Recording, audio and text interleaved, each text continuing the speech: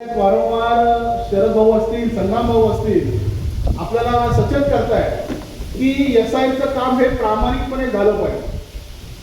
त्याच्या मागचं कारण काय की आपल्या सर्वांना आता अतिशय तोंडपाठ झालंय की मतदार यादीचं शुद्धीकरण करायचं आहे. पण मला वाटतं त्याच्यापेक्षा एक वेगळ्या नजरेनं या ठिकाणी बघितलं पाहिजे. जर या मतदार यादीचं शुद्धीकरण झालं नाही तर आपल्याला सर्वात जास्त फटका पलूस कडेगावला फार मोठ्या प्रमाणात बसतोय.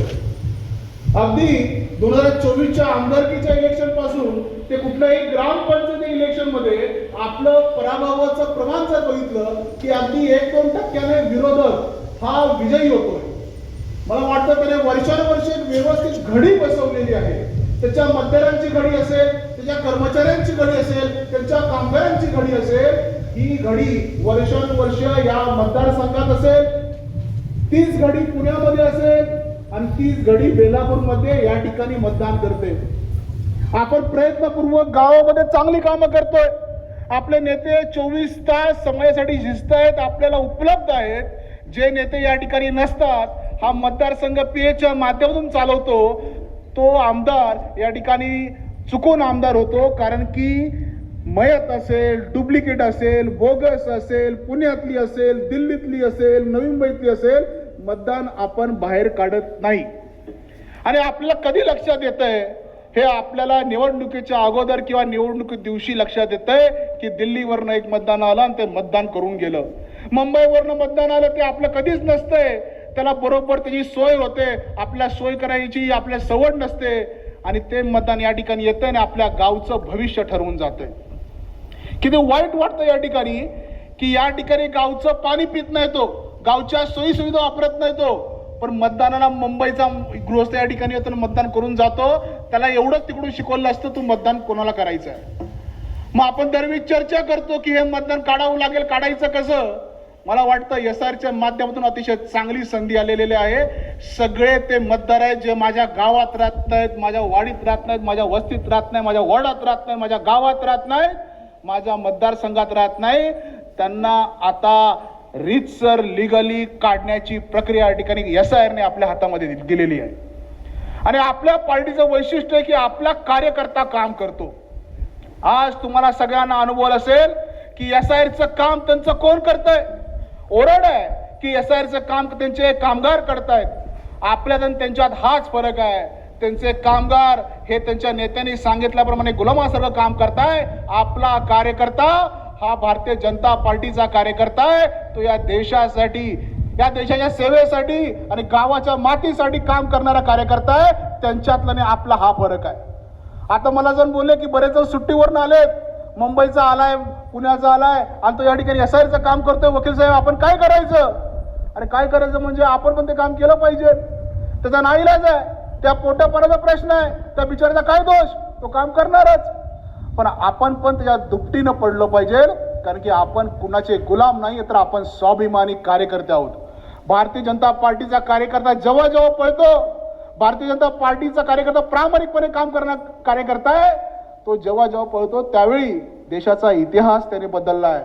आपल्या जर मतदारसंघाचा इतिहास बदलायचा असेल, मला आठवतं भाऊ तुम्ही मला 19 फेब्रुवारी 2025 माझ्या घरी आला होता जेव्हा नुकतीच आमदारकीची इलेक्शन झाली होती. भाऊ मला म्हटले वकील साहेब पराभव किती वेळा. मला पण ते जरा वाईट वाटलं, माझ्या पण डोळ्यात पाणी आलं, भाऊंच्या पण डोळ्यात पाणी आलं. म्हटलं भाऊ करणार काय. समोरचा विरोधक हा शक्तिशाली आहे मान्य आहे, पण आपल्याला कार्यकर्त्यांसाठी लढावं लागेल, झगडावं लागेल. मला वाटतं ही वेळ आलेली आहे. माझ्या डोळ्यात कायम अश्रू येतात जेव्हा मी भाऊंचे ते अश्रू आठवतो की वकील साहेब पराभव किती वेळा. मी तुम्हाला शब्द देतो भाऊ, जर एसआयचं काम प्रामाणिकपणे झालं तर यावेळी तुमच्या डोळ्यात आम्ही पाणी आणून देणार नाही. बांधवांनो त्यासाठी एसआयचं काम करायचं आहे. किती वर्ष आपण हे सहन करायचं, किती वर्ष त्याला अन्याय सहन करायचं.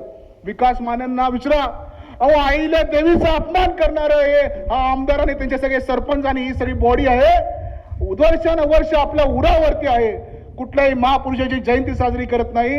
अहिल्या देवीची जयंती न साजरी करणाऱ्या या सरपंच आणि ग्रामपंचायत सदस्यांना जर घरी बसवायचं असेल तर स्वाभिमानी कार्यकर्त्यांनी उठलं पाहिजे. परवा आम्ही हापशिंगेला गेलो होतो. हापशिंगेचा विषय तुम्हाला माहिती आहे. सरपंच एका ठिकाणी राहतो आता मला करांडेवाडीचा फोन आला होता सरपंच नाशिकमध्ये. अरे एवढी मक्तेदारी.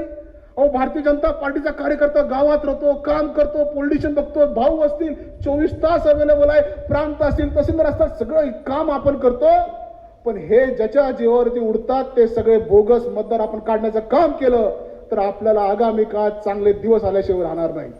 सरपंच करांडेवाडीचा राहतो कुठं नाशिकमध्ये, सरपंच त्या दुसऱ्या शाळेत होता राहतो कुठं सांगलीमध्ये. काय चाललंय काय? बरं एवढी मस्ती येते कशी? आपण जर गाफील राहिलो तर त्यांची ती मस्ती जिरवायला लागेल. मला वाटतं SIRच्या नावाने एक सुवर्ण संधी आपल्याला आलेली आहे. सगळे बोगस वोटर उडवा. जी काँग्रेस भाऊ विरोध करत होतो याला, SIR नको, SIR नको, SIR नको, आतापर्यंत 13 SIR यांच्या कार्यकाळात झाले, कधी भारतीय जनता पार्टीने त्याला विरोध केला नाही. मग काँग्रेसने विरोध करण्याचं काम काय? आणि विरोध केला ते केला. आणि आता बघतोय ना आपण सगळ्यात जास्त तेच पळतायत. का पळतायत? त्यांना माहिती आहे आपली लफडी आहे, त्यांना माहिती आहे आपण बोगस केलंय, त्यांना माहिती आहे आपण डुप्लिकेट केलंय. आता सगळं उघडं पडेल. चला कर्मचाऱ्यांनो कामाला लागा. शाळा गेली बोंबलत, तिथलं काम गेलं बोंबलत, चला गावाकडं आणि मतदार याद्यामध्ये आपली बोगसगिरी वाचवा, डुप्लिकेटगिरी वाचवा. हे सगळं षडयंत्र चालू आहे. त्यामुळे मी सगळ्यांना कळकळीची विनंती करतो. वारंवार बैठका झालेत, वारंवार भाऊनी सांगितलंय, शरद भाऊनी सांगितलंय, आपण सिरियसली घेतलंय. मला वाटतं पुढचे 2 टप्पे फार महत्वाचे आहेत. आता इनोव्हेशनचे फॉर्म तुमच्या घरी घेऊन येत असतील, फॉर्म व्यवस्थित भरा. आपला एकही कार्यकर्ता त्यामागे सुटता कामा नये. आणि नंतरचा टप्पा शरद भाऊ सांगतीलच त्याचे टप्पे काय येतील. पण मला वाटतं आपल्याला का लढायचं आहे, काय SIRचं काम करायचं आहे हे मी तुम्हाला सांगितलंय. आगामी काळात SIRचं काम आपण व्यवस्थित करू, मतदार याद्या स्वच्छ करू. जसं बिहारचा निकाल अनपेक्षित होता, बंगालचा निकाल अनपेक्षित होता, तसंच आगामी काळात पलूस कडेगावचा निकाल जर अनपेक्षित लावायचा असेल तर SIRचं शुद्धीकरण, या मतदारसंघातल्या याद्यांचं शुद्धीकरण गरजेचं आहे. एवढं बोलतो आणि थांबतो. धन्यवाद.